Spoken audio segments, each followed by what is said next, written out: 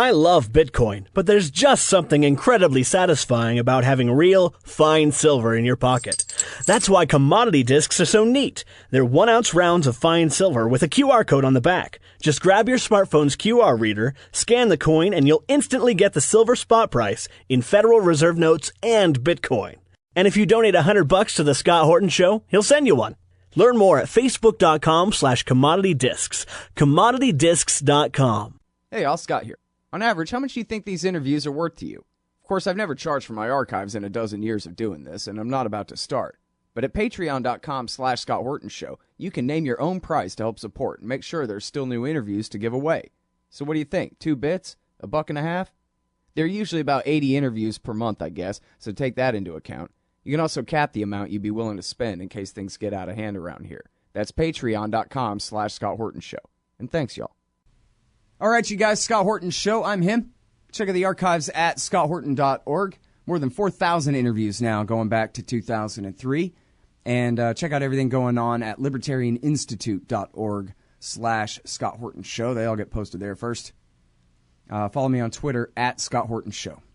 All right, you guys, introducing our good friend Reza Marashi. He is formerly a State Department weenie, but now he's over at the National Iranian American Council. That's NIACouncil.org, over there with Trita Parsi and them. And always doing great work trying to wage peace between the United States and Iran and put us in a better position to maintain a long-term peaceful relationship with that country and society. Welcome back to the show. Reza, how are you, sir? I'm doing well. Thanks for having me. Good. I'm very happy to hear that. Very happy to have you back on the show. It's been too long since we've spoken. And Absolutely. There's so much kind of ridiculous and ironic and weird and important stuff going on in American-Iranian relations. I almost don't know where to begin, but yeah, I do. The election. The president, Rouhani, was reelected. Just last week, right? Or was it 2 weeks ago now? Yeah, May 19th. May 19th. Okay. So, well, who the hell cares? What does that have to do with anything? Well, I think the important thing is that, it's no secret to any of your listeners that there are a lot of obstacles as it pertains to Iranian elections. You have an unelected branch of government in Iran, and you have an elected branch. And the unelected branch puts a lot of obstacles in front of the elected branch, as well as Iranian society writ large. But despite all of those obstacles that are well known, despite the fact that Iran's government is more authoritarian than its own people would care for, people turned out to the 70th percentile voter turnout. I believe it was around 73 or 74%. That's unbelievable. And it's unbelievable, and it's significantly higher than voter turnout in the United States for all of our past 12 or 13 presidential elections. So, and that's very noteworthy. But also, they decided to go out and vote despite all of those obstacles and pick, the most pragmatic guy that was allowed to run, in the hope that they can bring about indigenous, peaceful, evolutionary change. I mean, that can be the only takeaway from this. You can't say anything else, really, because the Iranian people demonstrated that they don't want the kind of regime change that we've seen in Iraq. They certainly don't want what's happening in Syria or Libya. They look around the rest of the region and they say, you know what, our situation certainly isn't good, but at least it's not that bad. Mm-hmm. And that sends a powerful message not only to the international community more generally, but I think the Trump administration more specifically. Right. All right, so now President Hassan Rouhani, I guess really, I don't know that much about him, Reza, other than he signed the nuclear deal. He and his government signed the great nuclear deal with, the major powers of the world, the UN Security Council, including the United States. And, of course, as we've talked about on the show for years, we already had a deal. Iran was already a member in good standing of the Non-Proliferation Treaty, and the whole thing was a tempest in a teapot anyway. But Rouhani, I guess, not only did he push this through, he convinced the supreme leader that you got to let me do this. We got to have this deal with the Americans. This was the largest fake, but still the largest outstanding issue between the United States, especially, and Iran, was their nuclear program and whether or not it could someday be geared toward a bomb and this and that, the way they always tried to frame it.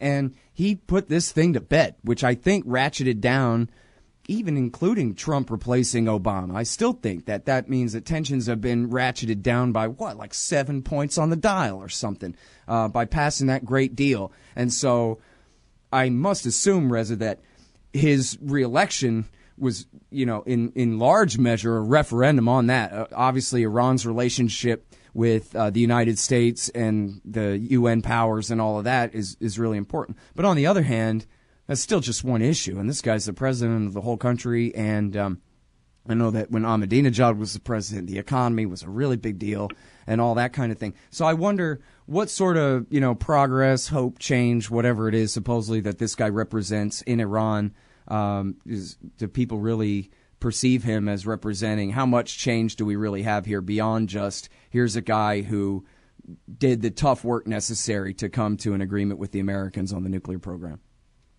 Well, I think Iranians are very clear-eyed. Iranians inside of Iran are very clear-eyed about how much Rouhani can accomplish, precisely because Rouhani is a quintessential political insider within Iran's political establishment. And the reason why he was able to get the nuclear deal done, the reason why he's been able to introduce some positive economic reform measures over the past 4 years, loosen some social restrictions. Obviously, there's much left to be desired on all of those fronts, but the fact remains he's cultivated decisions being made by consensus, right? So that way, regardless of whether the supreme leader in Iran is in favor of a decision or opposes a decision, every decision that is presented to the leader for final approval, Rouhani can go to him and say, the vast majority of the political establishment supports this decision. Mm-hmm. And that kind of forces, to some degree, depending on the issue, the leader to back it as well, because he doesn't want to be on an island by himself opposing something like the nuclear deal, for example, when society is very clearly in favor of it, and the majority of Iran's political establishment is very much in favor of it. So things move much slower in any political system, be it Iran, America, or anyone else, when decisions are made by consensus, because it takes time and political trade-offs to cultivate that consensus. But fortunately, when decisions are made by consensus, they have a propensity to stick, because you don't really have that many people outside of the tent trying to weaken those consensus-driven decisions. Mm-hmm. And so, well, what difference has his presidency really made for Iranians in terms of, well, for example, the sanctions relief that came as part of the nuclear deal? Did that amount to any real relief? I mean, did that really help their economy, take the handcuffs off their economy at least a little bit? I guess so. If he was reelected, then he must have shown some results from that, huh? There are some results. It's certainly fair to say that the economic benefits that were derived from the nuclear deal have not trickled down to the average Iranian yet. It was never going to be the case, though. I mean, Iran was slapped with the most draconian sanctions regime in the history of the world. So this idea that getting the nuclear deal done and then 6 to 12 months later or 18 months later, all of the problems pertaining to Iran's economy, whether they're foreign imposed or, just domestic mismanagement, corruption, nepotism, and things of that nature, this idea that all of that would be fixed was always fanciful. So to a certain degree, there was a bit of an oversell on Rouhani's part at home, right? Which, I'm slightly critical of, because I don't think he needed to oversell it. The society was very much in favor of this before he oversold it. And that could have created some backlash when he didn't deliver, right? Well, it did to a certain extent, yeah. But I think one of the many reasons why he won was because people trust his stewardship of the economy more than the people that ran against him in on the May 19th election. Mm-hmm. But also, he's cultivated arguably the most inclusive political coalition since 1979 inside of Iran, right? Since the revolution happened. And so now the only people that are outside of his coalition are the most extreme conservatives, the most extreme hardliners in Iran's political system. And they were the ones who were running a candidate against Rouhani in the election. So it's fair to say people voted for Rouhani, but perhaps it's even more fair to say that people voted against the guy that was running versus Rouhani, because they knew that all of the improvements that were made under Rouhani would have been reversed in all likelihood, mm-hmm. and more hardships would have probably been coming down the pike. Mm. All right, so I don't think it was in your article, and I'm sorry I didn't say. It's the latest is at Huffington Post. With Rouhani, Iran has extended its hand. Now the world needs to unclench its fist. Got that right.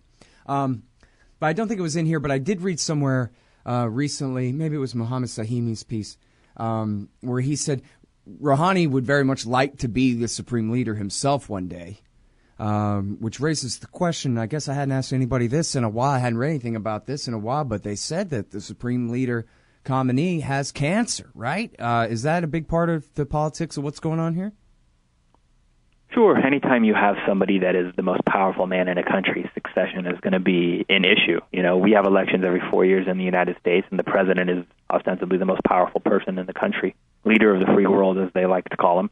But, you know, people are already talking about unseating Trump, and the guy hasn't even been in office for 6 months, right? So it never stops, regardless of where you are. But obviously, when you see pictures of Iran's supreme leader in the hospital after, I believe it was prostate surgery, yeah, the conversation about who succeeds him is going to pick up. But the dirty little secret that most people don't like to admit is that there's literally no way to predict who will succeed him, and frankly, the process that will lead up to picking the person that succeeds him. I mean, there's so many political networks and factions inside of Iran. All of them are jockeying for position. So I think all you can really truly assess at this point is the various steps that different individuals and different stakeholders and different power networks are taking to build as many bargaining chips as possible, to build as much leverage as possible for the inevitable day that comes when you got to pick a new supreme leader. And holding the presidency, like Rouhani does now, you can pick a variety of ministers. You can set the tone for economic policy. You play a significant role in formulating foreign policy, and all of that goes a long way towards building up those aforementioned bargaining chips. But that's all we can assess at this point. It's really up in the air in terms of what succession would look like in Iran. Mm-hmm. All right, let's talk about the regional civil war going on. George Bush started it. Everybody loves saying, oh, these people, they've been fighting for thousands of years, blah, blah, blah, like it's not their responsibility. But in fact, it was in 2003 when Bush marched the 3rd Infantry Division, and James Mattis marched his Marines right into Baghdad. They overthrew the minority Sunni Ba'athist dictatorship there, and then they fought an 8-year civil war on behalf not just of the Shia parties, but the most Iranian-backed Shia parties.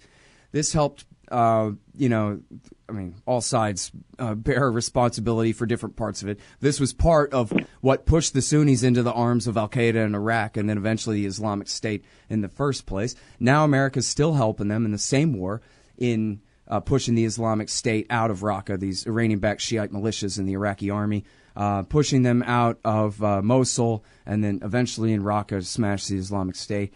But so we got a real problem here, Reza, and that is that America is on the side of, well, they're attacking ISIS, but overall in the war, they're on the side of the Sunni split versus the Shiite split.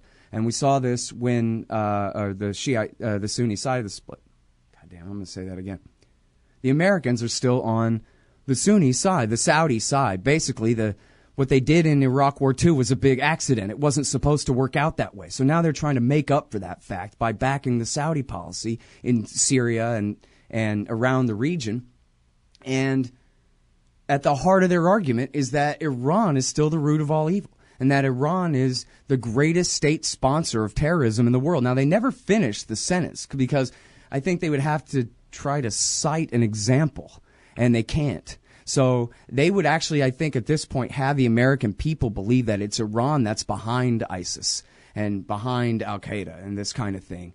We do hear rumors like that. Oh, al-Qaeda, the Iranians have been protecting them. And James Mattis, our current Secretary of Defense, has said, boy, don't you think it's a strange coincidence that ISIS never attacks Iran when actually the Iranians are killing ISIS guys all day, every day in Iraq, right? So I don't know if that guy's lying or if he's crazy or what his problem is, but they're clearly enemies, and yet America's policy is very muddled here. And I don't know exactly what you guys at NIAC, what your position is here. I mean, my position is we shouldn't be on any side of this thing, but it seems like we're almost back where we were 10 years ago, where the narrative of the danger of Iran is so great, it's almost, impossible maybe for them to climb down from. They're working toward a confrontation with this world's greatest state sponsor of terrorism, even though it just isn't even true. The whole framework of the argument is wrong, and all, like I said, all the worst stuff that they've done in this century, George Bush did it for them. So anyway, I don't know. That was a lot of talking with not much of a question, but I guess so. I wanted to kind of make it broad for you. What do you make of this whole situation? How can this thing be scaled back down when America's on the side of our enemies against the guys who should be at least our friends, if not our allies? Yeah, no, look, it's a great question, and there's a lot to unpack. I think 2 points stand out to me above all else. I think the first point that I would make is that, a couple of days ago, the AP reported that the Pentagon investigated and found that more than 100 civilians were killed after a U.S. bomb hit a building in Mosul, Iraq, this past March. And, I wonder what we would say if some country bombed a building and killed 100 American civilians. Might we accuse them of terrorism? So I think the metric is not evenly applied, and it speaks to a larger problem of perpetual war and an over-application of militarism in our foreign policy and national security policies. And at what point, for example, there are negotiations with the Taliban taking place, have taken place at various points over the past 5, 6, 7 years. And they have these one-off meetings. They don't produce immediate success, and people throw their hands in the air and they say diplomacy has failed. And yet we've been fighting a war in Afghanistan for 16 years. No metric of success by any objective measure, right? And because we don't produce success, we got to put in more troops, because that's the answer to producing success. So we're more than willing to overly apply military solutions. There's not a lot of enthusiasm in the D.C. establishment for diplomatic solutions, whether you're applying it to Iran more specifically or the Middle East or the Muslim world more generally. And I think it's a big problem. It's a huge problem that's going to continue to come back and bite America in the backside. So that's one. The second point that's kind of more specific to Iran, Iran has rejected American hegemony, American dominance of Middle East security since 1979. And America has really operated on the premise of, if you're willing to accept American hegemony, if you're willing to accept American dominance in the Middle East, then, we kind of turned a blind eye to the way you treat your own people. There's a reason why we don't criticize human rights in Saudi Arabia, or the lack of meaningful elections in Saudi Arabia, or the fact that women can't drive in Saudi Arabia, or the fact that they behead people in Saudi Arabia, or the fact that ISIS was using Saudi textbooks until it produced its own fairly recently, right? The flip side of that, of course, is that Iran or Assad's Syria or Saddam Hussein's Iraq or Gaddafi's Libya rejected this idea of American hegemony, American dominance in the Middle East. They didn't accept the framework or the architecture that the United States set up. And any country that does that, we essentially try and punch you in the face and realign your society. And Obama tried, with varying degrees of results, with varying degrees of success, to move away from that paradigm, because it's not sustainable and it's a recipe for perpetual war. And I think the Trump administration has, you can't even call it a 180. It's more than a 180, because the pendulum has swung so far away from Obama that now U.S. policy in the Middle East is what the Saudis and the Israelis have always wanted. Mm-hmm. No president before Trump has given the Saudis and the Israelis everything they want. And it looks right now, barring some kind of change, that that's exactly what the case is going to be. And that's not putting America first. That's putting Saudi and Israel first, just so it doesn't make sense. So you're a libertarian, and you don't believe the propaganda about government awesomeness you were subjected to in 4th grade. You want real history and economics. Well, learn in your car from professors you can trust with Tom Woods' Liberty Classroom. And if you join through the Liberty Classroom link at scotthorton.org, we'll make a donation to support The Scott Horton Show. Liberty Classroom, the history and economics they didn't teach you. Hey, y'all, Scott Horton here for WallStreetWindow.com. Mike Swanson knows his stuff. He made a killing running his own hedge fund and always gets out of the stock market before the government-generated bubbles pop, which is, by the way, what he's doing right now, selling all his stocks and betting on gold and commodities. Sign up at WallStreetWindow.com and get real-time updates from Mike on all his market moves. It's hard to know how to protect your savings and earn a good return in an economy like this. Mike Swanson can help. Follow along on paper and see for yourself. WallStreetWindow.com. Let me ask you this. If it wasn't for America and Saudi's attempt to overthrow or at least have this kind of half war against Iran's ally Assad in Damascus, in what way does Iran even oppose American policy? I mean, other than rhetorically. I mean, what do they ever do? It's not like they close the Straits of Hormuz or overthrow the Sultan of Oman, or, what the hell have they even done? Yeah, so, I mean, it depends on like the decade you're talking about, right? If you want to talk about things that are more contemporary, really since 9/11 onward, I think you can make a fair argument that after we invaded Iraq and Afghanistan, Iran was surrounded because both of those countries obviously are on Iran's eastern and western border. The Iranians had reached out to us and engaged us diplomatically in Afghanistan to great success, and then they were put in George W. Bush's axis of evil.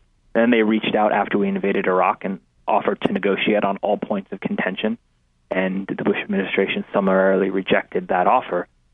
So then the Iranians decided to do everything in their power to destabilize America's efforts in Iraq through IEDs, creation of militias, et cetera, right? And then obviously Iran has a laundry list of gripes regarding America's actions. Wait, I got to stop you there. I actually just had to reject a really great article over this the other day. You need to go back, my friend, and look. Every bit of that was a lie, that Iran was behind the EFP copper core explosively formed penetrator roadside bombs in Iraq in 2007. David Petraeus and his people just made that up. But in 2006, Patrick Coburn had found, it was with soldiers when they found one of the factories making these things in Sadr City. And if you just search Gareth Porter, of course, and Phil Giraldi and my own name and EFPs, you'll find article after article after article absolutely debunking this and really showing that the military and the Bush government never provided evidence whatsoever of their claims that Iran was behind the EFPs. The best they could do was imply that Arabs are too stupid to add copper to their bomb. Only a Persian could be so sophisticated, or some crap like that. So, sorry, but I know it's conventional wisdom and everybody thinks that, but no one ever provided a shred of evidence that that was true. Yeah, I mean, you're more than welcome to push back on anything that I say. My understanding is that the Iranians provided the know-how and the training for Iraqis to indigenously produce these things, but I haven't read the articles that you're talking about, but I certainly will after we finish up the interview. Okay, cool. Which even then, that would be, if an Iranian came and said, hey, you guys ought to use some copper, that would still be a far cry from the way that the Bush government portrayed it. But anyway, I'm sorry, because I was interrupting you on a minor point. You were making a larger point about, Iran is up to some no good sometimes. I mean, the broader point that I was trying to make is that if you imagined the Middle East as this chessboard, right, and you have America on one side and Iran on the other side, they're essentially competing for influence and power. Iran has a preference that America not dominate the region because American domination of the region has been predicated on Iranian exclusion, right? Mm-hmm. But that premise never works regardless of what part of the world you're talking about, because you try and create a framework for security or an architecture for security, whether it's in the Middle East, Asia, or anywhere else, and it's predicated on the exclusion of countries you don't like, all that does is incentivize those countries to destabilize or weaken the framework that you set up that excludes them. Mm. So until there is a process, which Obama tried to start at the very end of his last term, but ran out of time, clock ran out, what he tried to do was get all of the stakeholders that have a say in the region, the Iranians, the Saudis, the Americans, the Turks, the Russians, everybody, to sit down and talk, right? And until you have that kind of collective security where everybody's invested in the same framework, everybody's invested in the same architecture, there's never truly going to be security in the region. Well, but the problem is you can't ever get anybody to do that without a common enemy. And that's the role Iran serves. Fareed Zakaria wrote in Newsweek in 1996 or 1997. He said, and I don't even think he was being critical. I think he was just saying, these are the facts of life. He said, if Saddam Hussein did not exist in the Middle East, the United States would have to invent him. He is the linchpin of our policy. In other words, how do we keep Saudi and everybody else in line with the threat of Saddam? Well, now America's undone that, so now it's, default. Saddam Jr., the Ayatollah, whoever. But that's how you get everybody to agree on an architecture, is you got to have one guy that's the outsider, right? I mean, that's the preference of people that prefer a zero-sum game, meaning there has to be a winner and a loser. I was speaking for the State Department there, not myself. Yeah, I get it. I used to work there. There's a lot of people that believe that, but there's also a lot of people that don't. And, there's a constant push and pull, but it's very difficult to change what has essentially become conventional wisdom in Washington, not just in government, but also outside of government. Mm-hmm. And look, there's only a few ways to skin this cat. You can sit down and talk to everybody that has influence in the region, and try and figure out where your interests overlap and where they diverge. And when they overlap, you can figure out ways to cooperate. When they diverge, you can be competitors.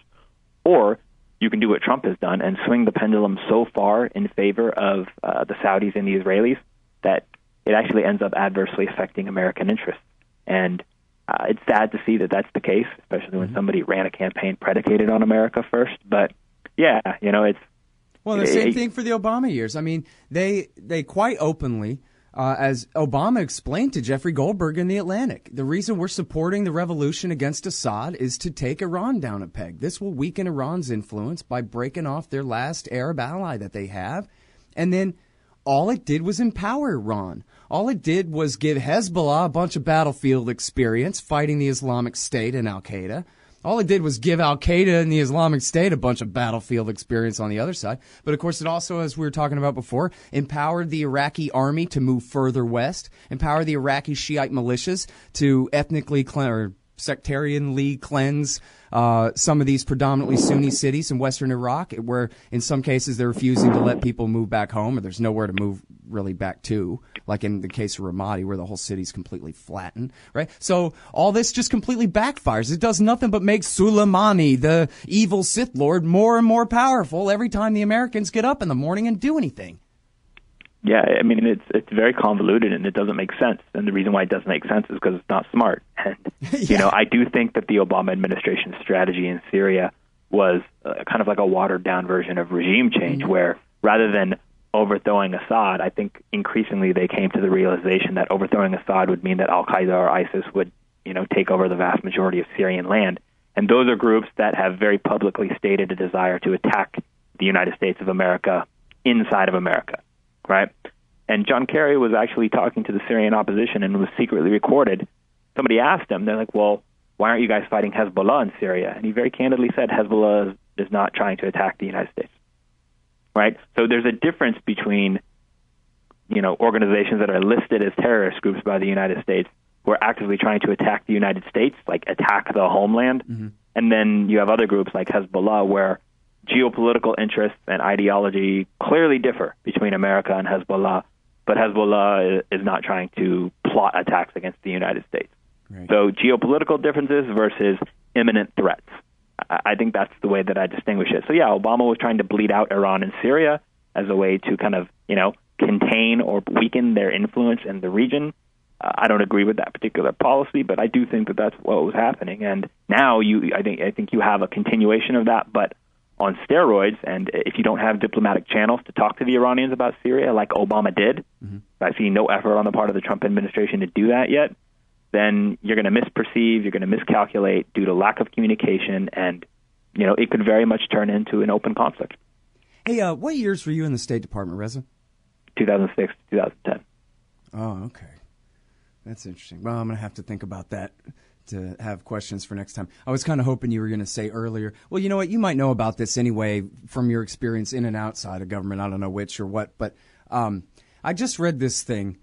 I don't know what exactly to make of it, but it was one of these things where it seemed a little bit more credible than what you usually hear about how Iran loves Osama and how after the invasion of Afghanistan, I don't know, half of al-Qaeda fled to Pakistan, the other half fled to Iran. And now the way I always understood that was the ones who were caught were put on house arrest, and that, of course, the famous story from Flint Leverett and Hillary Mann Leverett about Iran's attempt to negotiate to turn these, in fact, they did rendition a lot of them to their home countries, and then they offered to turn over some of these al-Qaeda leadership guys to the U.S. in exchange for some MEK, communist terrorist cultist types that were in the custody of the Americans, really, in after 2003, after the invasion of Iraq, where they had been working for Saddam.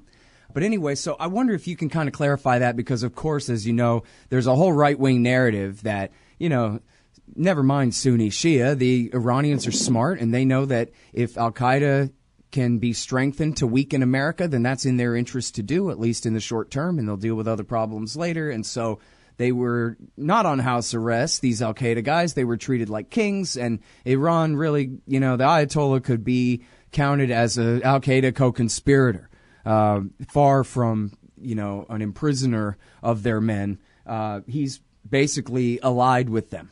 And I wonder, and you know what? I'm trying to be like a little bit devil's advocate here, too, that maybe this can't be entirely dismissed. I don't know. That Soleimani seems like a mean and smart guy. Maybe he would do that. Reza, I don't know. What do you think?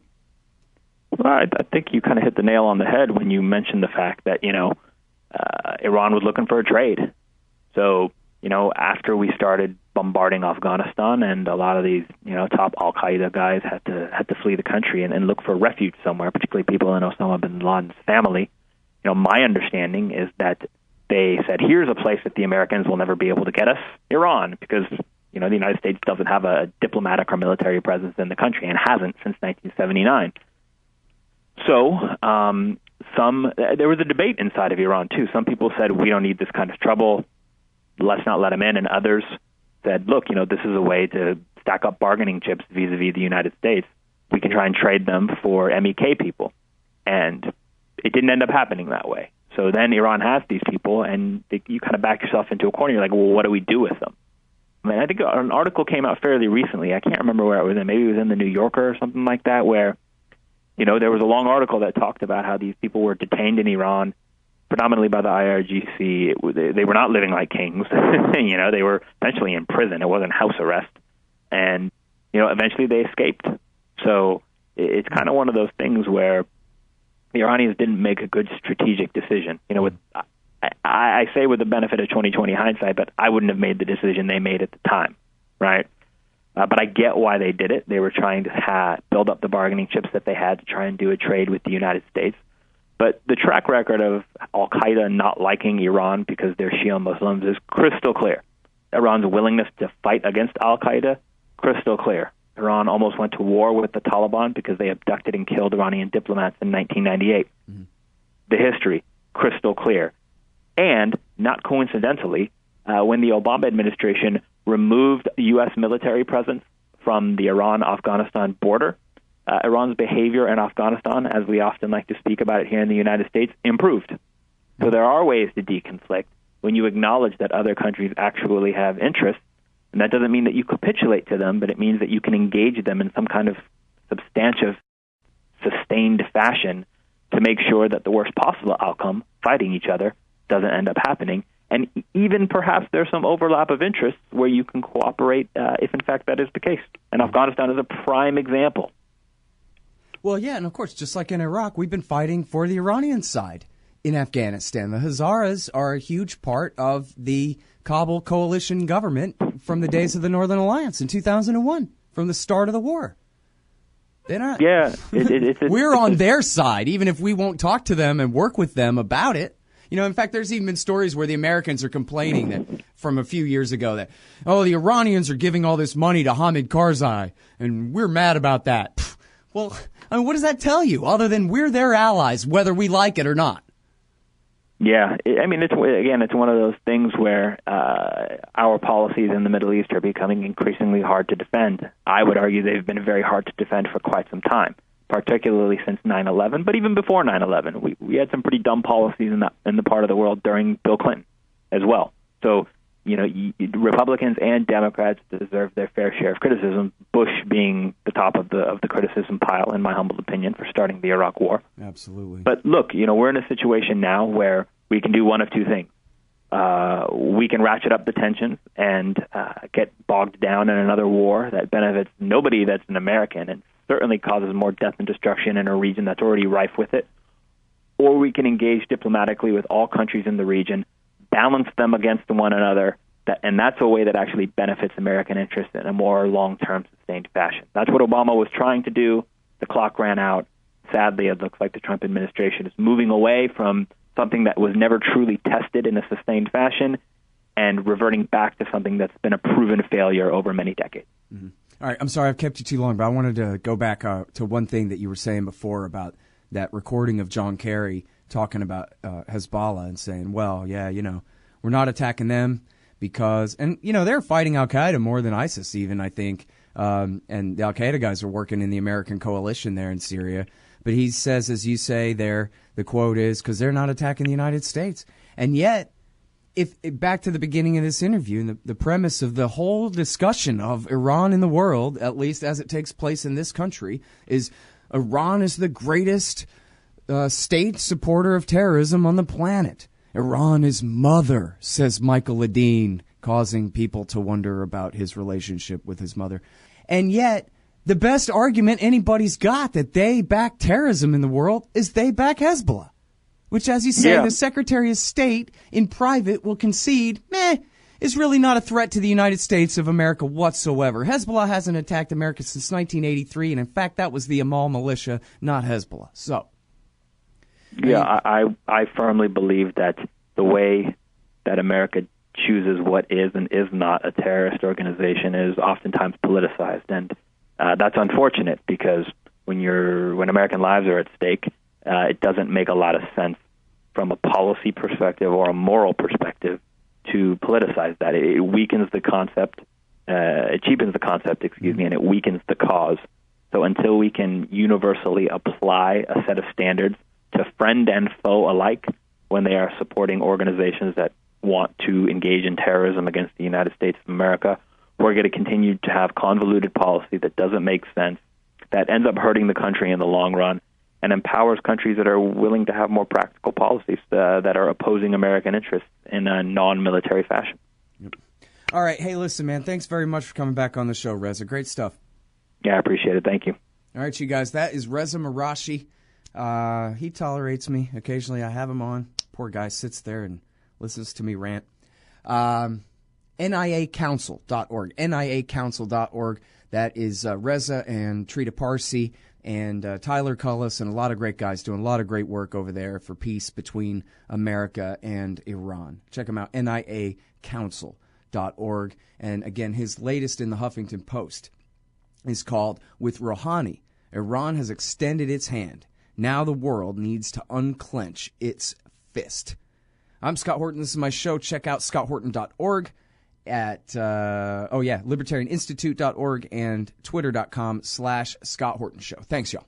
Hey, I'll check out the audiobook of Lew Rockwell's Fascism versus Capitalism, narrated by me, Scott Horton, at audible.com. It's a great collection of his essays and speeches on the important tradition of liberty. From medieval history to the Ron Paul Revolution, Rockwell blasts our statist enemies, profiles our greatest libertarian heroes, and prescribes the path forward in the battle against Leviathan. Fascism versus Capitalism by Lew Rockwell for audiobook. Find it at Audible, Amazon, iTunes, or just click in the right margin of my website at scotthorton.org. Hey, y'all, Scott Horton here. Are you a libertarian and or peacenik? Live in North America? If you want, you could hire me to come and give a speech to your group. I'm good on the terror war and intervention, civil liberties stuff, blaming Woodrow Wilson for everything bad in the world, Iran, central banking, political realignment, and, well, everything. I can teach markets to liberals and peace to the right. Just watch me. Check out scotthorton.org/speeches for some examples and email me, scott@scotthorton.org for more information. See you there.